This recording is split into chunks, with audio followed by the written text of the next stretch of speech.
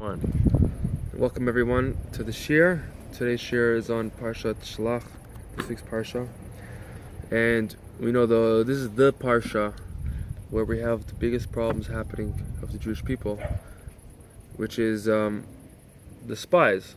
They sent Moshe sent the spies in the parsha. Yeshua sent it in the Haftorah, and we're basically in galus because of the situation. Because it said, the sages say that every day that you're still in galus is basically because it's your fault that you didn't bring Gula yet. So we have a concept of spies within us, as we will explain. We have to understand what they did wrong, what was the whole story here, and what we could do to fix it. So in the Haftorah is talking about the spies that Yeshua sent. He sends them to Yerucho. Yeah, we're going to talk about that. Now, there's a klal in Torah. There's a concept that says that the Haftorah and the Torah portion have to match up. They have to align together. So how do we see it align? Because in the parsha of the Shavua, it talks about sending of the spies. So when we look at it at the first glance, it looks like there are actually some contradictions and some opposing ideas in the two parts. Because the spies that Yeshua sent was good, and the spies that Moshe sent, it seemed like it wasn't good. What does that mean? The explanation is like this. Even the spies that Moshe sent, they were sent through Moshe, because it says, B'chol beiti ne'emanhu, my whole house is trusted. This means that it's completely good. But from the spies themselves, for a couple of different reasons, it resulted in a bad situation. But the actual sending of the spies to Moshe was good. Now, so since the essence of the sending of the spies was good, therefore Moshe's sending of the spies and Yeshua's sending of the spies were the same concept. They both sent spies with goodwill, just that the spies of Moshe became all messed up. Yeah, but it says something else. It says Shlach L'cha. We're going to talk about that, yeah. Why it's Shlach L'cha? Because we're going to see, send for you. Because God is telling the Jews, I promised you it's going to be a good land and a beautiful land. I'm not commanding you to send. You're doing this on your own. Exactly. That's why Moshe decided to send it. But for Yeshua, it was a commandment. God commanded Yeshua. Now we're going to see the difference in the two. Yeshua sent spies for another reason. Not to look to see what's growing there, the people. He went there to see how they can capture. Yeah. And we're going to see the differences. Now, there's a main difference between the spies of Moshe and the spies of Yeshua. There's two different points. Number one, in Moshe's spies, there's 12 of them. There's one per tribe. In Yeshua, there's only 2 of them. Okay? That's point number one. Point number two, the spies of Moshe went all the land, all of its breadth and width, and they contemplated on all the different details of the land. It says, "Hachazak hu arafev, ma'at hu imarav." Strong is with the weak, and the small is with the big. And the spies of Yeshua, they only went to Yericho, which is called Menul'ah Shel Eretz Yisrael. It's called the key or the lock of Eretz Yisrael. Now, also there, when Yeshua's spies went, they didn't look at all the details. I think they slept by somebody who took them in, some woman. What was her name? You're talking about Rachava? Rachava, yeah. So these 2 points basically came out from one point. Why do we have these two differences? That Moshe had 12, Yeshua had 2. And then Moshe's spies looked at all the details, Yeshua's spies just looked at things in general. It came from one point that brought out these differences. Then what is it? The spies of Moshe were the concept of pnimi. They were doing some pnimi, inner work. Therefore, they needed a person from each tribe, and they had to look at all the details. But Yeshua's spies, they were on the level of makif, which means transcending the level of what we're going to explain what these things mean. So they didn't need 12. They didn't need from each person. They didn't need to look at all the details because they were more in a transcending way. And we're going to see what does it mean to go into the land, conquer the land, and why are these differences here. So now, to explain all this, the concept of coming into Israel was to make Eretz Shiva Amamim Lasad Min Eretz Israel. To take Israel, that was the land of the 7 nations, which represent the 7 bad emotions inside of a person, to turn it into Eretz Israel, to turn it over to holiness, right? Eretz Asher Einei Havai Lekecha Ba Mireshet Hashanah Lechad Hashanah. The land which Hashem's eyes are on from the beginning of the year to the end of the year. To make from the physical things kalim for godliness, vessels for godliness. Now, since this avoda has to be done in a very inward way,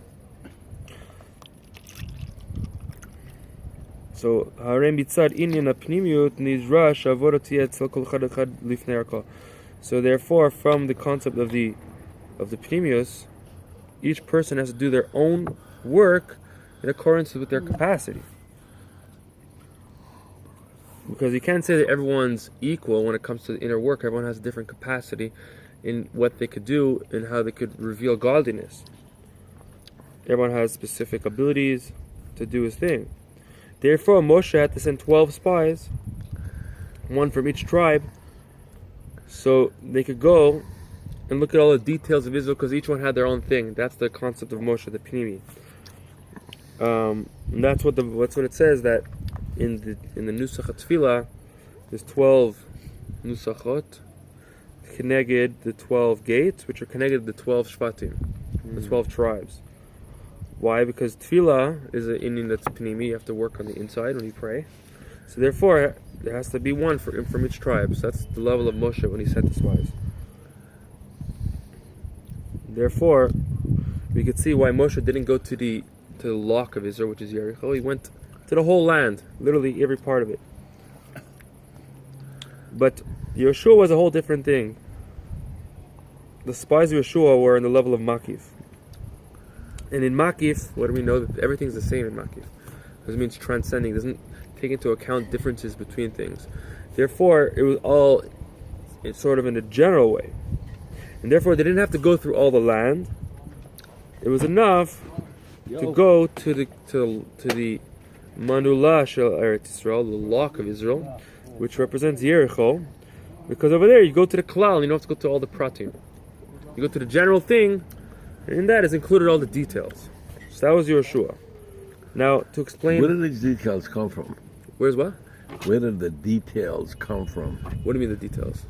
You said it. We're saying that Moshe's spies, he had to send 12 spies because they were doing an inner work. And this inner work that they were doing had to be in a way that they had to look at all the details. No. You get it? No. Because if you're doing the inner work, then every part matters, which means every person's different in their capacity to understand Hashem and to do the inner work, to change the... So what do you mean by the inner work? That's what my inner work. So we didn't explain exactly what conquering the land means yet, but at a certain level it means going on the inside and turning your bad midos into good midos. Making yourself a vessel for God, a dira inside of you, a mishkan, that kind of thing. So you have to work on each detail of your being in order to turn that over. Mm-hmm. And then Yeshua said, no, you don't. We're going straight to Yericho, which is called the lock. It's like Jericho. It says that das. It says it's the key to 6 midas. So it's like the concept is that you could attack one thing and it includes everything else in it. Okay, so that's the Yeshua's thing. So now we're going to look a little bit deeper into this. So now, everything in avoda, any type of work, anything you're working on, always starts in makif first. Makif, transcending. It has to start transcending. You can't go right to the inner parts right away. You have to go transcending, and then afterwards you could change. Now, but the whole purpose is that you go deep inside to make the inner change. But the beginning of it has to be in a way that it's transcending. So too, when the Jews came to Israel, we really had to start in a way of makif. Okay.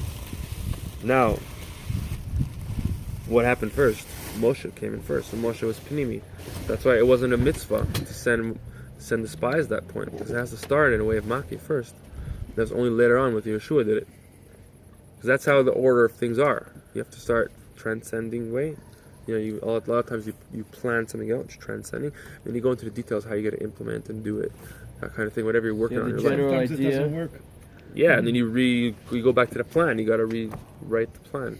But the general way that it works is that you start with the transcending first, which is a lot of times it's the person's will. You have a desire for something, which is a transcending thing, and that translates into how it's going to come out into actuality by all the details of it. But over here, Moshe did it by himself without Hashem's command, and they started already with the details before they even made the bigger one, which is the Maki first. So now, so over here we have a difference between the entering to Israel, the way it was supposed to go through Moshe, because if Moshe brought the Jewish people into Israel and everything went well, we would not have a galus. It would have been Mashiach right away. Moshe would come into the land. Mashiach. It didn't happen. And there's a difference in that. Because he made a mistake with the spies. This is the whole story about the spies. He made a mistake. They messed it up, and it's funny because you don't see in the whole Torah whenever the Jews made a mistake, they never said sorry for anything. You don't see it written in the Torah, except for this story in the spies. They said, "Chatanu le'Elokim," we sinned to our God. What we did, we're ready to go into the land, and then it's the only place that openly writes that we said sorry to Hashem, and then Hashem said no. He said no, not accepted. Paid for it dearly.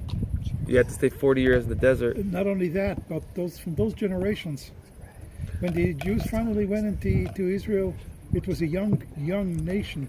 The oldest person was only 40 years old. Right. 39 or 40 years old. Right. It was tough. We had to 40 years in the desert. All those people that were part of the sin of the spies died out in those 40 years. Until the next generation, they were able to enter the land. So it was actually a really big sin, and it caused the galus that we're in now. So that was Moshe, and then when did it cause the galus now? Because if what came through Moshe, then it would have been Beis Hamikdash. They would have built the Beis Hamikdash, and the Beis Hamikdash would have built through Moshe's hands. And whatever is built through Moshe's hands is eternal. So Hashem couldn't destroy it. So it would have been lasted forever, and it would have been Gula right away. my Rosh Hashiva would argue with you on that. Yeah, what would he say? If you go back to the 12 tribes, Reuben, he switches the beds of Shif. Right? Yes. Okay. Okay. The brothers are trying to sell Joseph. Yeah. What happens is, Reuben gives the idea to throw him in the pit, and he's going to try to sneak him back to the father. That they shouldn't harm him. Right. He unfortunately has to go to the father to do something because he had to do tshuva for switching the beds. Mm-hmm. All of this, while he was there, all of this went on where they sold him. They ended up selling him, and as a result of selling him, they were forced to go to Egypt, and that brought on the whole.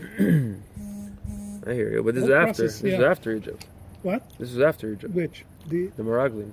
True, but it had to go. The Jews wouldn't have had to have gone to Egypt, and the whole process. Well, obviously, it all happened for a reason. Everything, Adam Rishon, he could have not ate from the tree. We would have been Gan Eden right now. It all happened for a reason. Obviously, we're just explaining the way it, so to speak, should have happened and what was the result of it. But now, for Moshe, the concept Naaseh inyan makif al yedei Moshe atzmo liot shekol keneged kol Yisrael dahainu shu haklal shel kol shisar Rebbe b'nei Yisrael. So Moshe Rabbeinu was the concept of makif, the transcending concept, because why? Because it says Moshe is equal to all the Jewish people. What does that mean? Good job. He is the general being that in him is found all the 600,000 of the Jewish people. Therefore, therefore,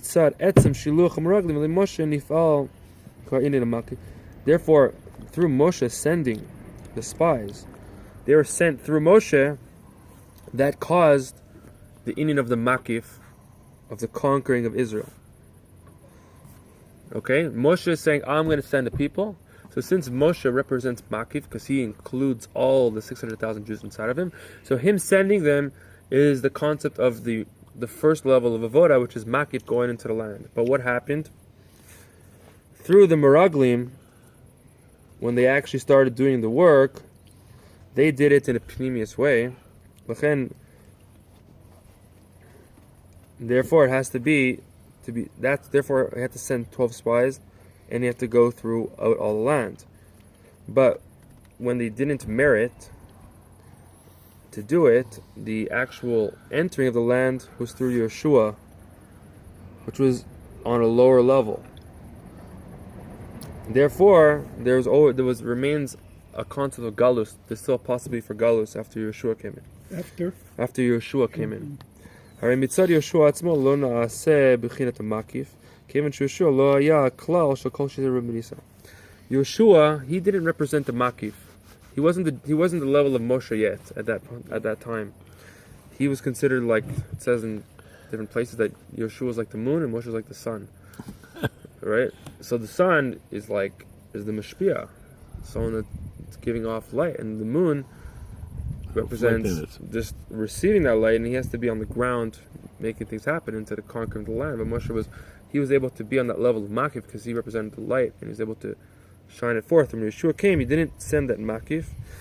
Therefore, since the beginning of everything has to be in a transcending way, Yeshua had to send the spies in a transcending way. Therefore, he sent the spies to the lock of Eretz Yisrael, and he only sent 2 spies. And this lock represents the concept of makif because it's the general part that could unlock all the specifics. And then the actual conquering was afterwards, after those many years in the war, after the spies came in of Yeshua. Okay, clear up to now? Questions? Okay, we'll say it again. So we said that the order of how things work, like the framework of Avoda, is first has to be makif and has to be pnimi. You have to be transcending, and then you got to go into the details. So when Moshe sent the spies, Moshe himself represents the makif, since he includes in him all of the souls of all the Jewish people. And therefore, when he sent the spies, that was the beginning of the Avoda, which was makif, and then the spies went out and they did it in a pnimi way. So that was the right order of things. It's just that the spies in Moshe's time didn't merit to do it. They messed up. Okay? Then Yeshua came, and Yeshua, he had to follow the same order. But he wasn't at the level of Moshe. He wasn't a makif. He didn't include all the Jewish souls inside of him. He wasn't a klali neshama. So he had to send the spies in a way of makif, and then from there was the pnimi afterwards. So what was the makif that he had to send the spies to? He had to send the spies only to Jericho, because Jericho represents the lock of Eretz Yisrael. So that's the general place to unlock the rest of it. So he sent the spies to go to that place, which was the makif, and then afterwards, through all the different wars, there was all the pnimi avoda that came after. I don't understand why Jericho Represents it. And what did it represent? So Jericho represented the lock of Israel. The lock is where you unlock it, and then you get to all the details, so to speak. Okay, so that's an expression. Yeah. But what did it? I mean, I can understand that. Yeah. But what does it really mean? What does it really mean? Yeah. So it's brought down in different places that Israel represents a person's whole being. So when you work on your whole being, you only have control over certain parts. You can't completely change over your seichel and your midos, which is the way your mind is constructed and the way your emotions are constructed in their essence. You can't change it over unless you're a tzaddik. Like the thing of bira midos. When you go, if you have a certain feeling, you want to figure out where it came from. It says it's only an avoda for tzaddikim to do that. So it's not a hara for all the Jewish people. So they didn't work that way. But when Jericho, it explains that it comes from the word reach, and reach in Zohar it connects the concept of reach to close. So Jericho represents the close of the soul, which what are they? They're thought, speech, and action, where a person has full control over. It's just like you could change your shirt, you take one off, you put another one on. So too with your thought, you could change one thought to another thought, change one word to another word, and same thing with action. So when you do that, then you have full control over it, and that affects the rest of your soul's being. Meaning, by working on the places you can control, that'll have an effect on the places you can't control. That's why it says in Tanya that the levushim of the nefesh are higher than the nefesh itself. What does it mean, higher than nefesh? They're sitting on top of it in a certain way, yes, but it means that in English, it says the garments of the soul are higher than the soul itself. So what does that mean? It means that they have ability to affect the soul. It's kind of like a shirt. It's on top. It affects you. It affects your being. It's above. There's a halacha that says a Talmid Chacham, he's not allowed walking around with a stain on his shirt. If he does, he's chayav mita. Oh no, I better change my Isn't shirt. that crazy? Wait, what? Yeah, me too. He's chayav mita, but if he has Chayav mita Talmid means, Chacham, a big Torah scholar, Yeah. walking around with stains on his shirt, he's chayav mita. What does that It mean? means Has you to go gotta to bed? The gotta death kill him. You penalty. gotta. Gotta kill him. Oh, It's come on. halacha. You understand it because the concept of your clothes actually have a big effect on your being. Meaning he has to be, So the he has to Gemara be says presentable. That's he has to You be know, dressed. yeah. Right.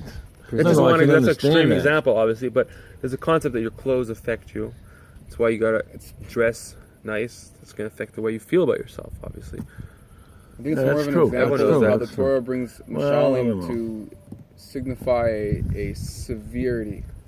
I don't think it's literal. There's an Indian halacha like that. But what's a Talmid Chacham? Okay, It's good or simple. what's a Talmid Chacham? That's a question. That's a whole question. What's a Talmid Chacham? The Rebbe, The Alter Rebbe's definition of Talmid Chacham: someone who's batal to Chochmah, so he's receiving Torah. It's in a state of being where he's able to receive Torah. That's Alter Rebbe's pirush. There's other opinions on what a Talmid Chacham means. One opinion says, like it says, like a Kohen, a person who marries a Bat Kohen has to be a Talmid Chacham. So one opinion says he has to learn at least one Daughter of a Masechet. Kohen. A daughter of a Kohen. Oh, I don't know. He has to learn one Masechet. So if you technically learn Pirkei Avos, you're good. It's like the easiest Masechet, but that's another opinion. But Jeez, you gotta be careful not to finish it. not what?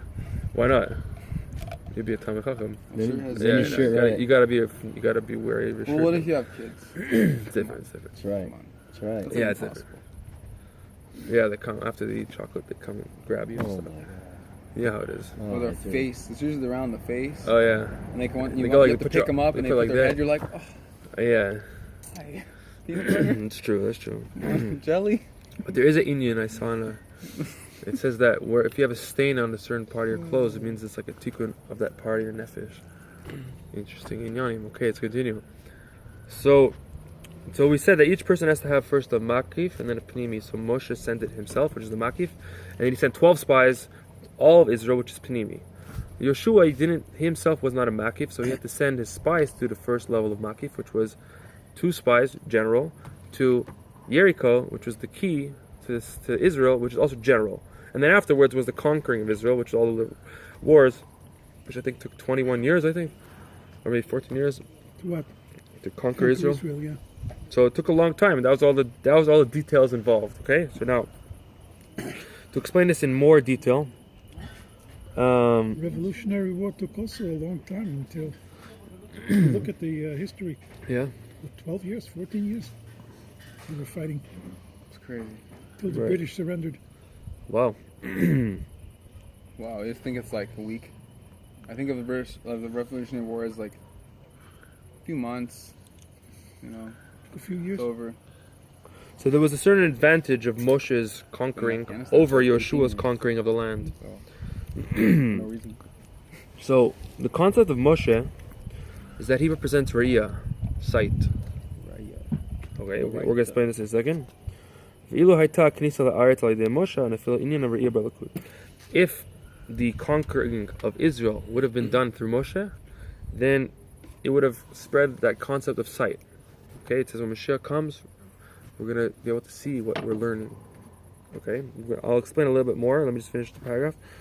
And this is what, when Moshe saw that he's not getting into Israel, he said, Va'ata Yisrael Shema. He says, now Israel, you should listen. So Shema means to listen, but in Hebrew it also means to understand, okay? So Shmiya Bilvad, just on the level of hearing. V'harei ena doma shmiya l'riyah. It says sight is not the same as seeing, okay?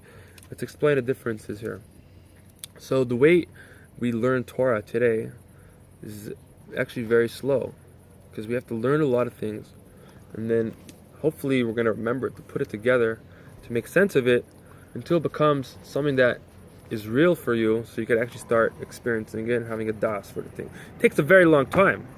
It takes years and years and years to widen your das rachavim. It's called like a widen das, and to actually get to a place where your paradigm of your mind is seeing godliness. It's very difficult because that's all through learning. So if you see in the Gemara, it always says Tashma, come and hear. Tashma. Come and hear, which is come and learn. It's always that way. That's what it goes. But there's a story of the Arizal Parshat Balak, where he had a dream on Shabbos afternoon. He took a nap, and then when he woke up from the dream, he said, if I was to explain to you what I saw and understood in this dream, it'd take me 80 years to write it down. So how did he do it? How did that happen? So he got a certain level of Re'iyah, which is sight. So the sight you can learn much faster. And so that's why the Rambam explains that how did Moshe Rabbeinu, how did he learn the whole Torah in 40 days? Because it's through sight, okay? You understand? But there's different types of sight, because today you have sight too. You could see a picture, you get a glimpse at it. So the way we have sight today is that it's in a way of makif. You see something, you get it, but you can't explain every detail of it. You have to learn all the details to explain the details. But if you see, you get it. But there's a concept of pnimius riyah, the inner parts of sight, which that's what Arizal had in the dream, that's what Moshe Rabbeinu had, and that's what he's going to bring into Israel if we would have been zoche, that everyone would have had this inner sight, that you'd be able to grasp something that you normally understand through hearing, which is your mind understanding, you're able to grasp it at the speed of seeing.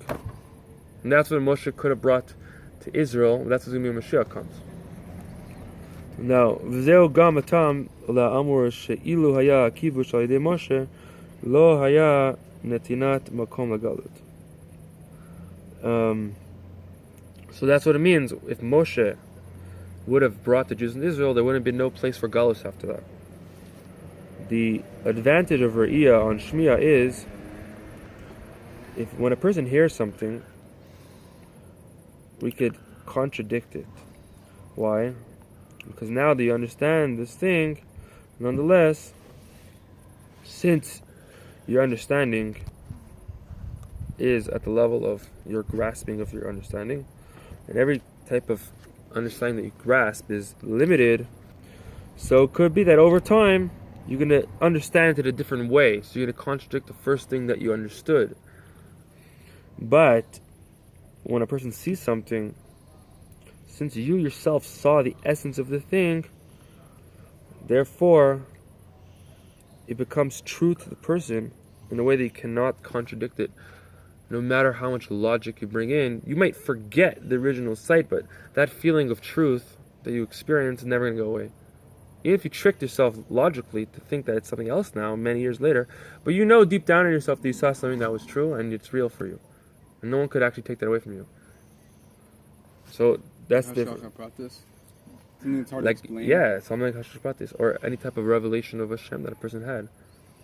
Yeah. Like, you know it's real, like you experienced it was real. Even if a person, let's say, actually in his conscious mind stops believing in God, he still has that in him in a real way. And even they could bury it deep down, but it's still there and he knows it. So too in our case, in the spiritual sense of this, if the entering of Israel was through Moshe, it would have been in a way of sight, which is no limit. And on that level, there's no room for galus after that, because just like when you see something, you can't contradict it. So too, if Moshe came into Israel, it would have no room to contradict it. We would have had Mashiach right away. Now, another difference between sight and hearing is also in the order on how you understand and receive something. The order of hearing, which is understanding, is you hear all the details, you hear one detail, and after another one, and another one, and after you understand all the details, then you could understand the principles and the concepts and the points that are being brought out by all details. But with sight, the order is differently.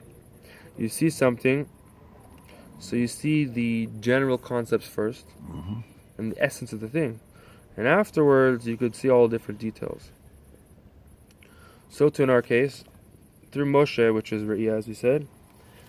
First, Moshe was able to affect in himself the concept of the Makif. Shebizeh Pa'al Kvar Kivush Kol Eretz Yisrael B'Klalut. With that, he started conquering the land in general right away because he sent the spies. And afterwards was the Meraglim, and they came in all their details. And that is the details that come after the general, right? So Moshe first started general, which is sight, and then it went into all the details. So he started with sight, and then now we're going to see with Yeshua, which is Shmiya, he has the level of hearing. He started it through the war, which is after sending of the spies. So the actual beginning of the conquering was through the details first. Okay? Now, Torah, so all these stories in Torah are here to teach us a lesson in each time. So too it's with the spies of Moshe. That it's a lesson for us now. So even in actuality they didn't merit, meaning the spies in Moshe's time didn't merit. Therefore the order of avoda in general is the way Yeshua did it. Nonetheless, there is in the power of each Jew to go sometimes in accordance with the order of Moshe, Shuachad Ameyuchad Meshiva Roim Beklalim Kula, which is he is one and the singular of the 7 shepherds, and he includes all of them, which means that even though the bottom line is that it happened through Yeshua, but nonetheless, since the Torah talks about the way Moshe did it, so we have the power to do it the way Moshe did it. So how does that work? So it says like this. Sometimes we don't want to start from below to above, meaning doing things in order, step after step. Sometimes we could just grasp the whole thing at once, which without doing any type of calculations, if you're fitting to do this or not. And then after you grasp the general thing, you go to all the details, which is the inner thing. So meaning to say that this is the way that Moshe did it. So sometimes, normally a person has to go in order. You go first, you can pick up 20 pounds, then 30, then 40. You build it up. But sometimes you have to just jump to the thing itself, jump to the top itself. And then afterwards go into all the details. So, that's generally the difference in Torah and Tefillah. Tefillah is from below to above, which is the concept of Shmiya. You have to first say Modeh Ani, which just means Modeh is like you don't know anything, you're just acknowledging. And then you eventually get to Shemona Esrei, which is like the highest part of Tefillah. But each level of Tefillah is understanding deeper things. As we know that the first thing is Hodu is in Asiya, and then Baruch Sha'amar is in Yitzira, and then Birkat Kriyat Shema, and Kriyat Shema is in Bria, and then Shemona Esrei is in Atzilus. So you're going in order. Higher and higher. You're going higher and higher. So every day you got to start new by saying Modeh Ani, Ki Af Shekvar Etmol. Even though yesterday you got to a high level, nonetheless, since Tefillah is in a way, you got to start again because it goes from each order. So you have to start from Modeh Ani. But with Torah learning, after you learned yesterday, today you could basically continue from what you did yesterday, and even more, you could learn with a lot of strength, even things that are higher than your level. That it should cause you a certain level of refinement, and after that you bring it into different details. So a person could make certain leaps in his Torah learning. You say, I want to conquer more than what you go exponentially what you did before, and you could do that with Torah learning. You see it in Aryeh Kaplan's book. He said when he started memorizing pages of Gemara, the first time it took him so long, and then afterwards a little bit less, and then eventually he was like learning really fast because the muscle, the brain starts going so fast. He's able to learn a page off by heart. And within a few minutes he's learning off by heart the next one. So a person's mind can work very, very on high levels with this Torah learning. So v'chen hu haseder beharvatzat Torah kasher nigashim ledaber im Yehudi When you go and talk to a Jew about concepts of Torah, אין זה באופן שבתחילה מדברים עמו אודות מחצית התורה. דהיינו באופן של שערות, רחמן ליצלן. You don't come to someone and start giving him a half version of the Torah, just compromised Torah. That's not how you do it. כיוון שעדיין אינו כלי עבור התורה כולה, you're going to think that okay, he's not a kli for the whole Torah, so you give him a compromised Torah. And afterwards you give him a little bit every day. No, it's not the way to do it. You have to give him the Torah Tmima, the full expression of the Torah. And that's what you have to do with Torah. So the power that a person has to do it in this way, which is the way of Moshe Rabbeinu, which is going from above to below, which is makif, the whole general concepts, and then all the details, comes from Moshe Rabbeinu, that he brings us down into Zman HaGalus, and specifically now in Ikva de Mashiach, the heels of Mashiach, which is now. Alter Rebbe wrote it's his time, so we're like the heels of the heels, you know. So Sharei Moshe hu gol rishon gol achron shigalenu ma'galut v'siddur shareiyah v'ro kol basar. Anyway, Yeah. gotta get going. Oh, yeah. Positive. Thank you. Thank you very much for the hospitality.